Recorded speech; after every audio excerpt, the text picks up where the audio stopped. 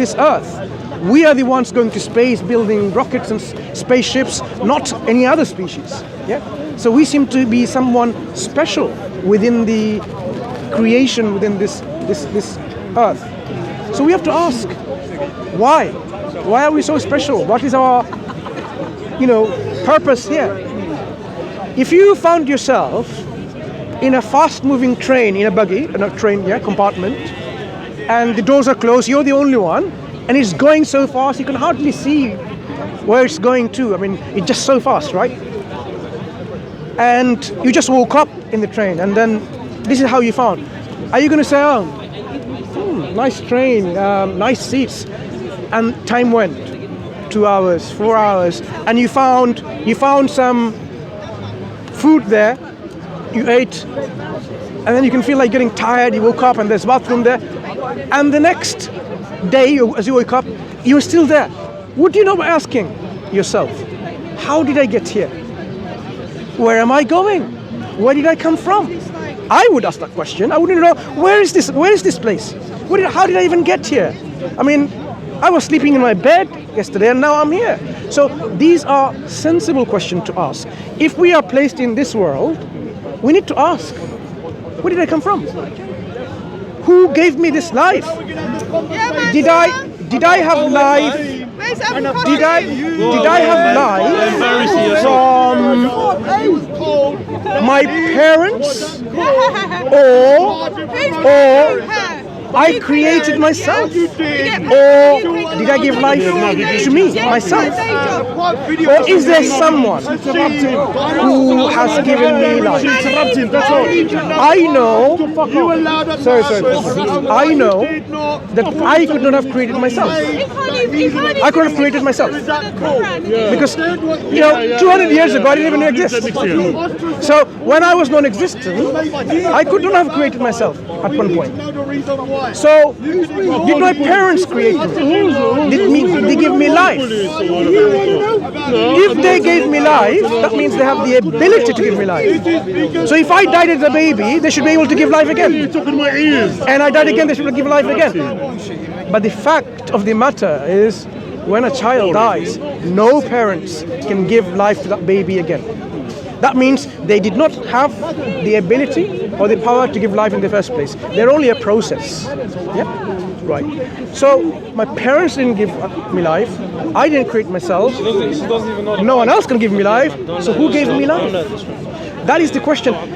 Then we know that actually it makes sense that all of this cosmos that is here, the one who created all of this must have been giving me life. Why?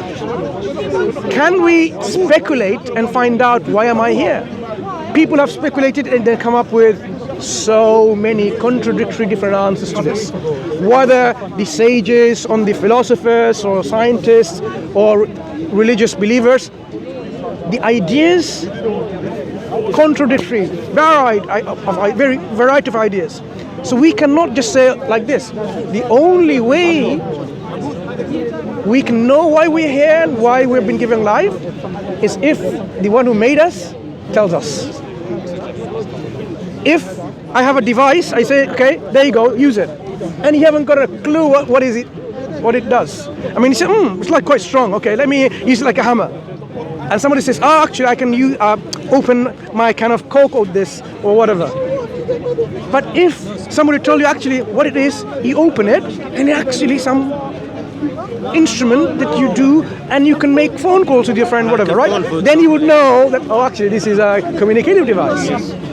So, because I tell you so, because that's what it is for, made for. If our creator, whoever he is, the originator of this cosmos, created us and tells us why he created us, we can then be rest assured and say, that is the reason. And this is what the Quran directs us and guides us to. The reason we are here in this world, that God created us, and we will not live in this earth forever. We will die when our appointed time comes, and we will be raised back to life again, and there will be another life. Okay? So we have to fulfill the purpose of our life to go to the second one. So this is a life of our test. I mean, God could have We say God. The Creator could have created us and not given us any free will. Because we have free will. Because of free will, there is murder, there is rape, there is exploitation, there is abuse.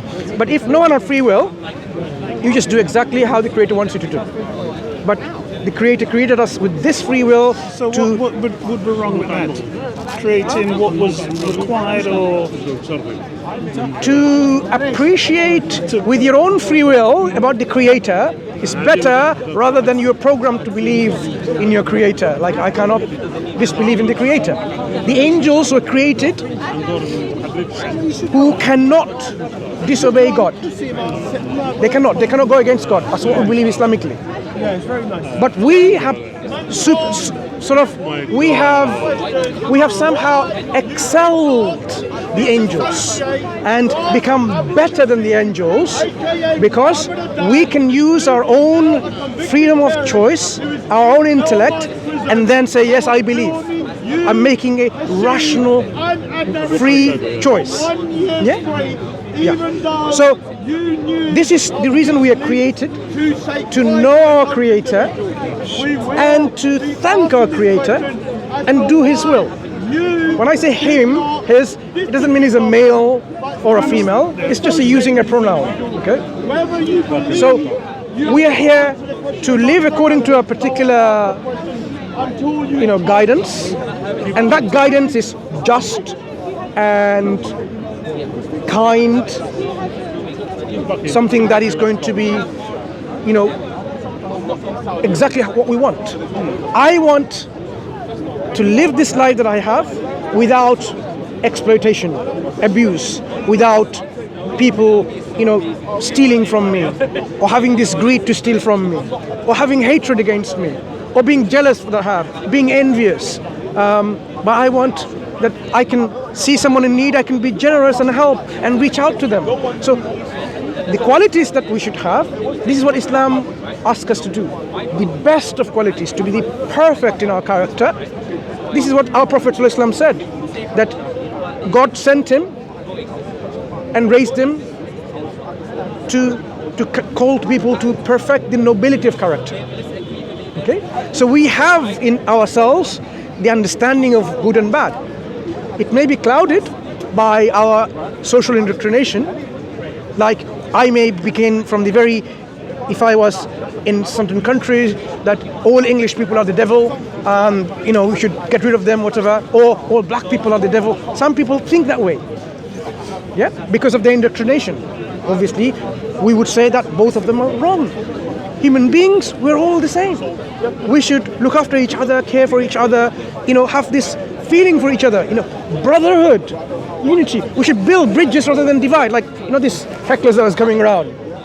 All they're trying to do is somehow create this division between people, hatred between people, so that people somehow have dramas and hate between. No, we need to come close to each other, have the friendship and the brotherhood, so that this life that we have, it can be meaningfully lived in a way that it is quite progressive and harmonious to our well-being. So are religions moving towards that? Religion has always been this core, that you do not commit injustice to anyone else. You do not rape, steal, murder, cheat, lie, all of these vices. But be good, cooperate in goodness, help each other, give charity, be kind, be compassionate. Because the human mind with the free will can have different feelings that can lean towards greed and so on. But always the drive being to bring yourself back to this nobility of character. Any prophet that came, that was one of the part of their call.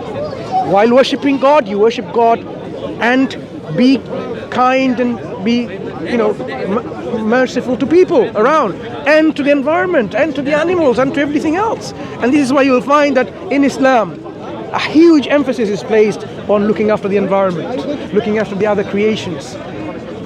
Against any polluting the environment. Don't pollute the air, don't pollute the sea, don't pollute the land. We are talking about living harmoniously in this life, in this earth that we have. Come on, we have to make it habitable. God made it in a way for us we can sustain our life. Did I make fruits and vegetables to eat? No, God placed it there already. So why should I then destroy it? Yeah. So religion from God, there can be only one, by the way, there can be only one absolute being. There cannot be two. If there is two, there will be chaos and corruption and ruin. Imagine two absolute beings. One says, I want this universe to be destroyed now. Another one says, no, I want to. Oh, your hand is there, I can see. I want this universe to continue. One of them says, destroy now. Other one says, continue. What's going to happen? Because all of them are absolute in their power. Yeah?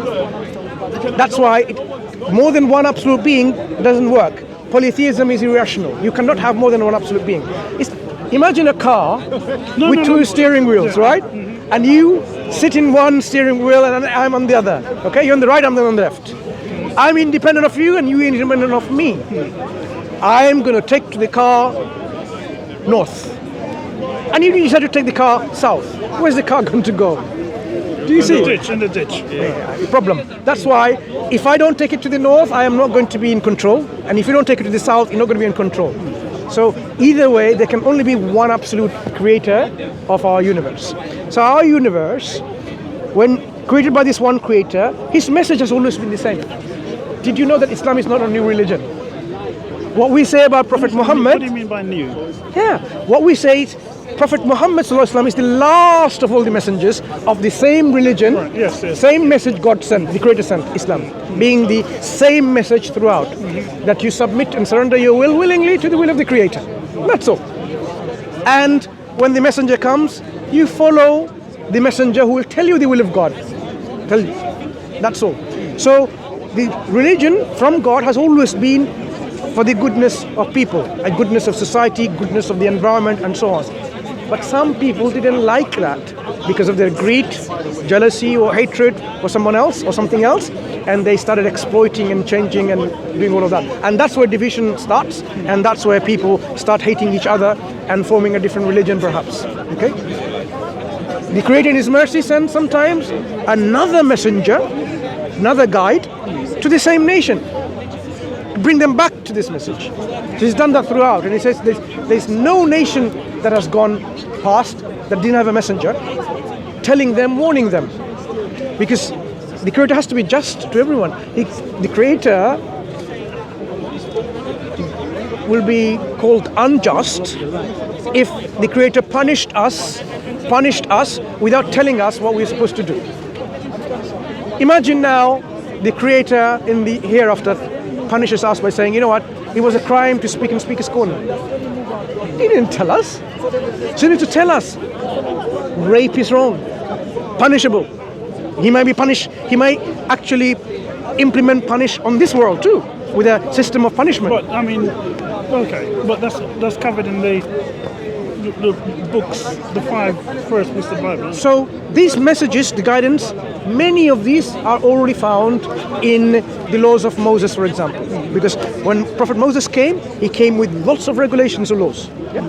But it doesn't mean he came with the universal laws and guidance. He came as enough and sufficient for the people of his time.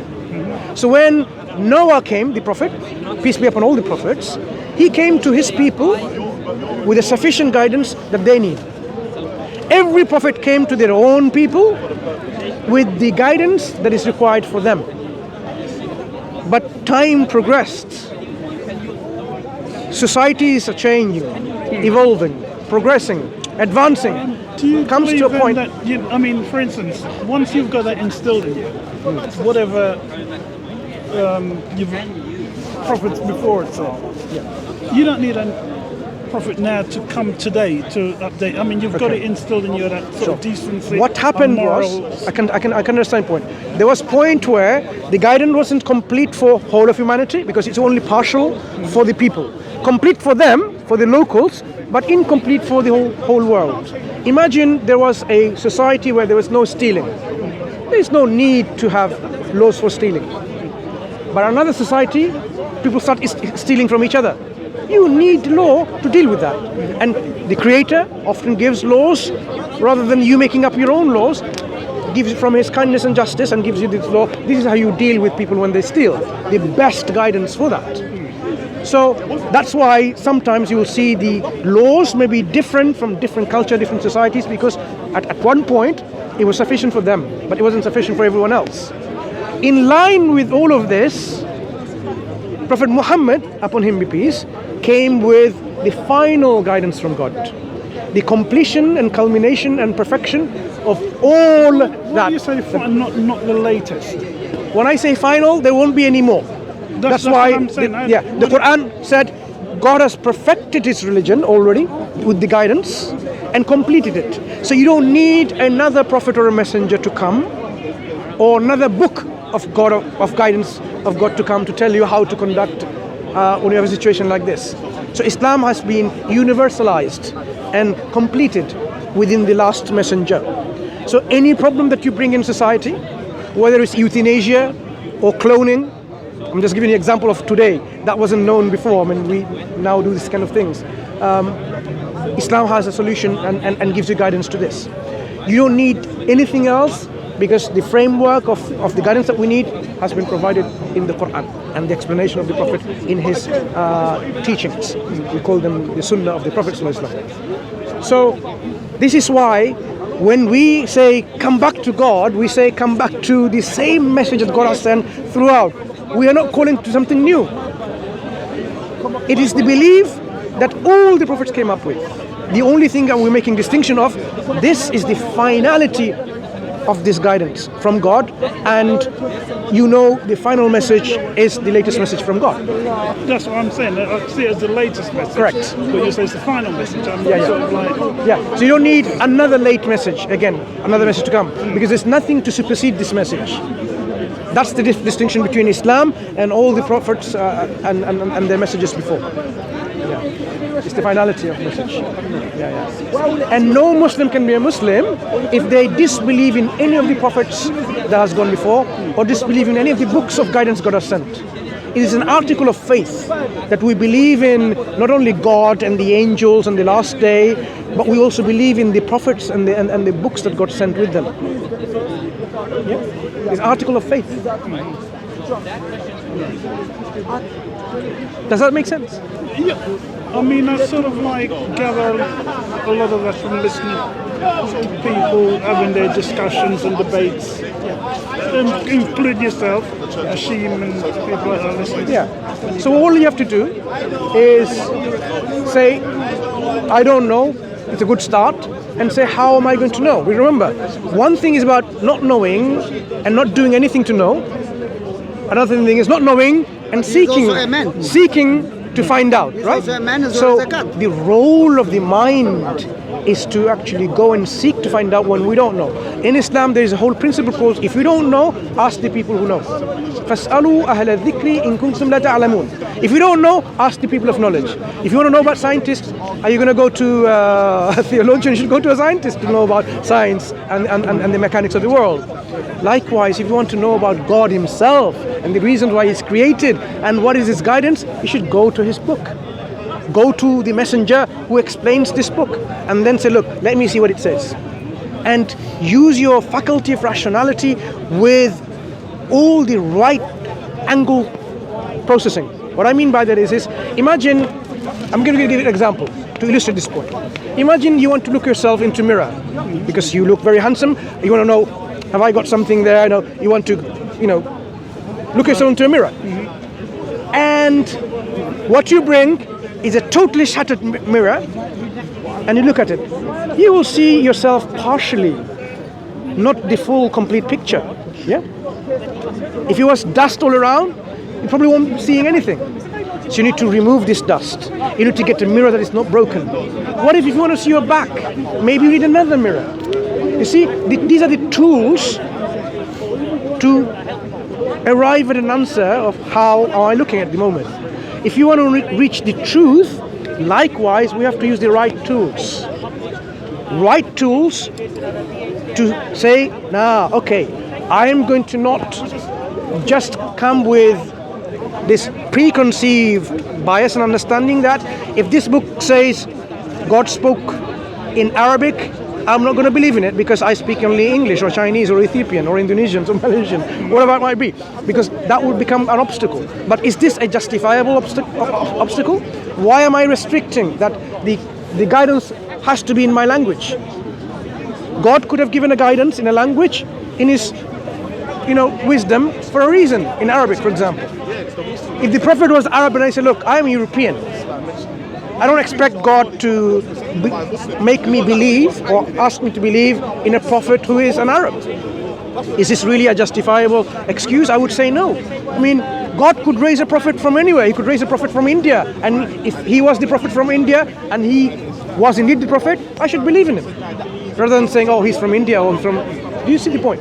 So our right tools is getting rid of our preconceived biases and prejudices, sometimes bigotry that we may have because we don't even realize that how much something that we are clouded in our understanding. Getting rid of all of this and say, look, okay, so I need to approach it with an open mind. So I look at the Quran and I read, and then I need to sincerely ask these questions. Am I going to just stick to the surface meaning that it doesn't make sense? He says, oh, go and fight the unbelievers, and when you find them, beseech them, kill them all. That's what people tell me. Or am I going to say, actually, does it say that? Where does it say that? What's the context?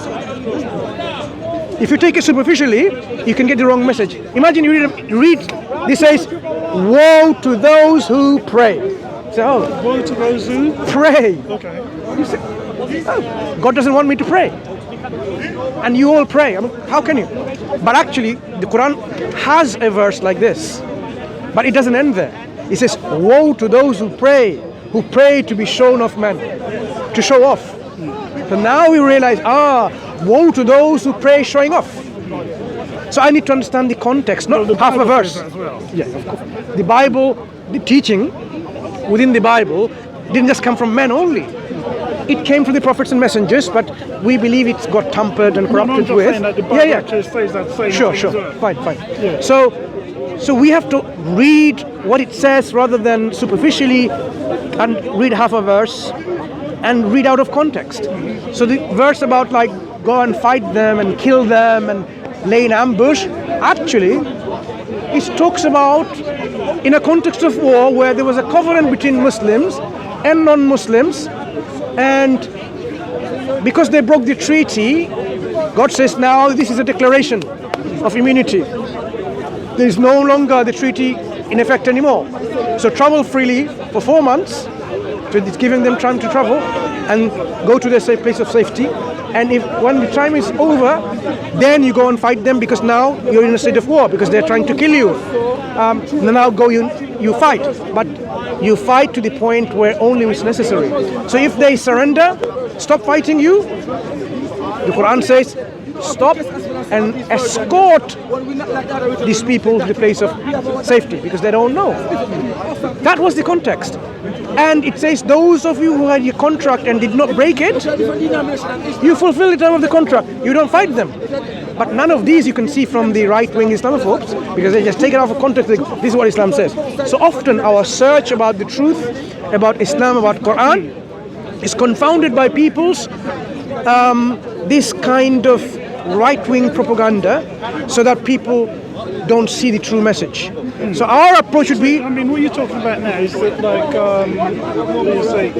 How to certain approach? people taking things like... But there are, like, different strains of Islam or Muslim. All Muslims, whoever they are, they believe in the same book, the Quran.